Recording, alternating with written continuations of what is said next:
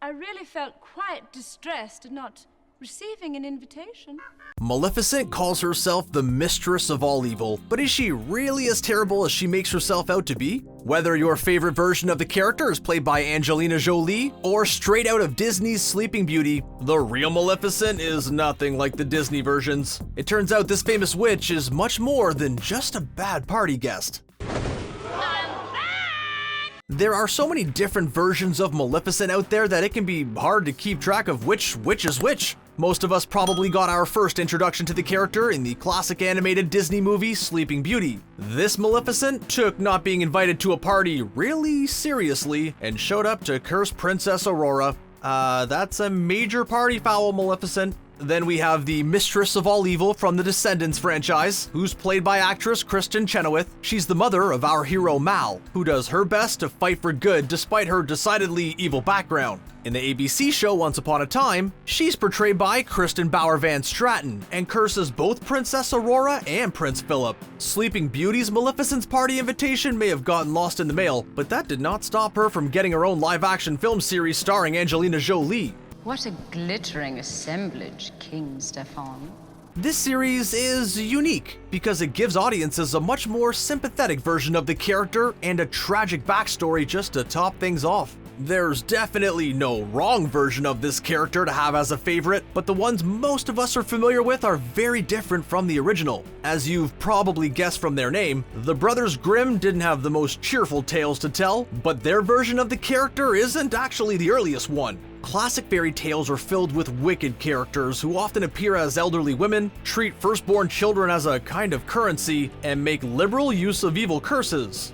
Before the Brothers Grimm, there was an Italian writer, Giambattista Basile, who spent the late 15th and early 16th century creating and collecting what are now known as some of the oldest recorded fairy tales. One of his stories is called Sun, Moon, and Talia, and it later went on to serve as inspiration for the tale we now know as Sleeping Beauty. In this version, a lord is told that his daughter will be endangered by a piece of flax, so he bans the plant from his home. His daughter Talia spins flax with an old woman and winds up with a piece of it under her fingernail, which is enough to send her into a seemingly unwakeable slumber. Don't you just hate it when that happens? In Sun, Moon, and Talia, the old woman isn't purposefully evil or petty, nor does she turn into a dragon at any point, so she's clearly quite different from most versions of Maleficent we know. But it's not hard to see the inspiration here. Next up, we have Charles Perrault, another famous author and fairy tale enthusiast who has his own version of the tale called The Sleeping Beauty in the Wood. Unlike Giambattista Basile's version, this one involves a number of good fairies, eager to heap good fortune on a princess, and one old fairy who feels left out at the party.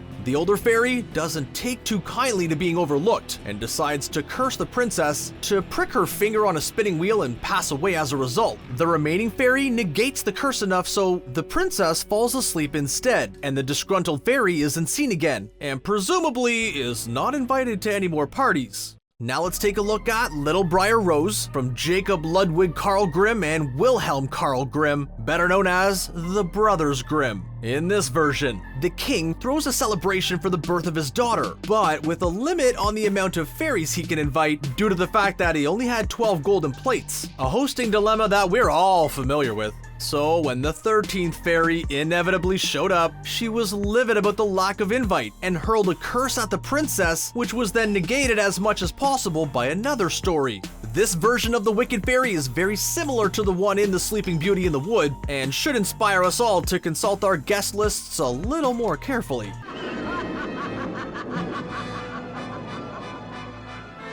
It's not hard to see the similarities between these fairy tales and how they relate to more modern versions of the story, but there's an even earlier version that exists, yet it's so often overlooked because it's a romantic story rather than a traditional fairy tale. Perseforest was written in French anonymously sometime between 1330 and 1345 and wasn't translated until much later. Instead of fairies, the king invited 3 goddesses to a party but forgot to give Themis, the god of destiny, a knife. What is it with these royals not being able to pull off a proper party? Themis may have been the goddess of destiny, but she clearly appreciates good hospitality because she cursed the queen's child to fall asleep after pricking her finger and not awaken until the splinter was removed. Themis may actually be the earliest version of the character we know as Maleficent, and she isn't just from this one particular tale. In Greek mythology, Themis was a titan who was often associated with divine law, justice, and customs. And unlike Maleficent, she wasn't known for being mean or petty. Quite the contrary. Themis wasn't wrathful at all, and if she was disregarded, then it was the goddess Nemesis who would step in to dole out punishments. It's possible that more modern versions of Maleficent are actually the result of a combination of Themis and Nemesis, and that Sleeping Beauty really dates back to the epic Greek poem Dionysica. If you thought your VHS copy of Disney's Sleeping Beauty was old, keep in mind that this hails from the late 4th or 5th century. We'll share a very abridged version of this 20,426 line poem. Yeah.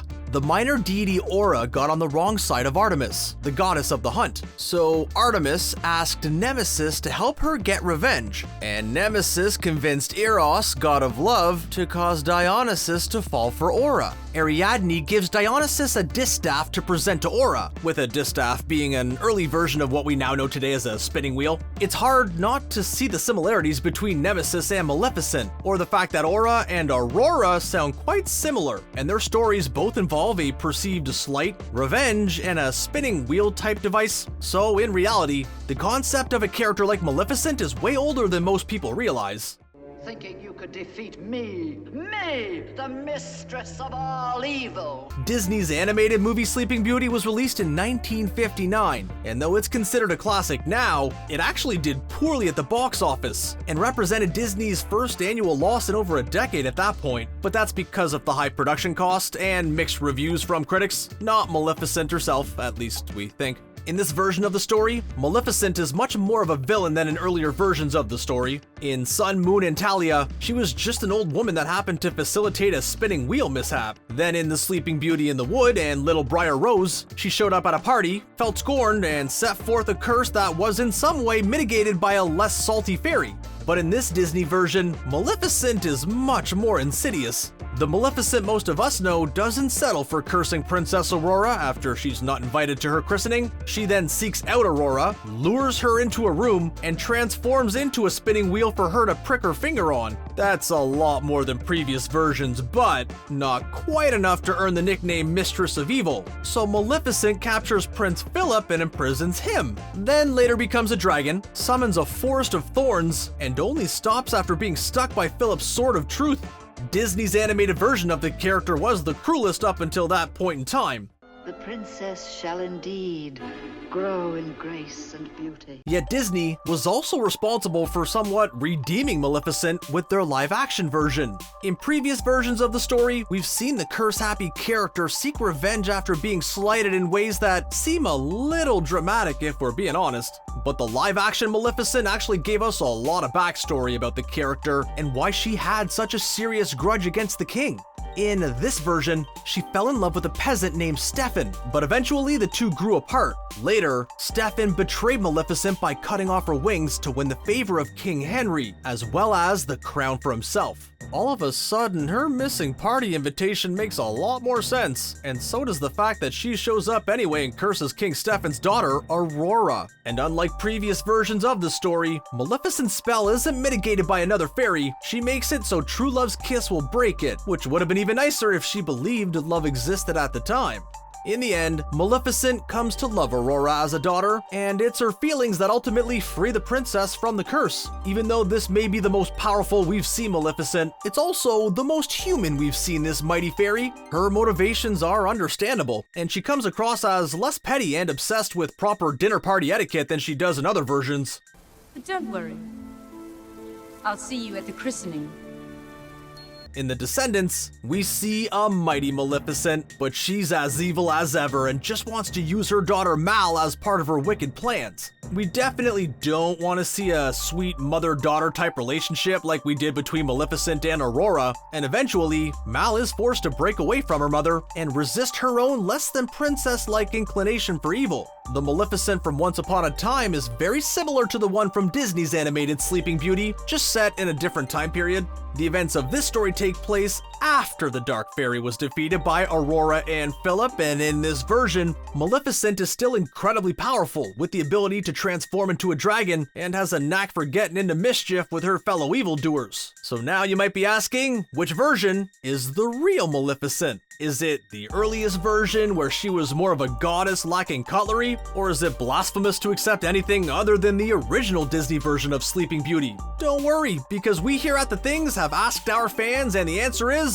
you can't agree on one. That's right, each version of the character is well loved by many people, and it's not hard to see why. Although these stories and characters share similar elements, they all have their own special spin on things. There are some fans who appreciate the more humanized live-action version, while others stand the petty animated fairy. This is a great situation where there are no wrong answers, and learning more about Maleficent's past can help us appreciate her all the more. Love doesn't always end well, Beastie. This character proves not all fairies are pixie dust and wishes. Which version of Maleficent is your favorite? Do you appreciate the more relatable elements of her story, or do you want to see her full-on evil fairy? Share your opinions with us and your fellow fans in the comments section, and don't forget to click subscribe for more videos from us here at The Things.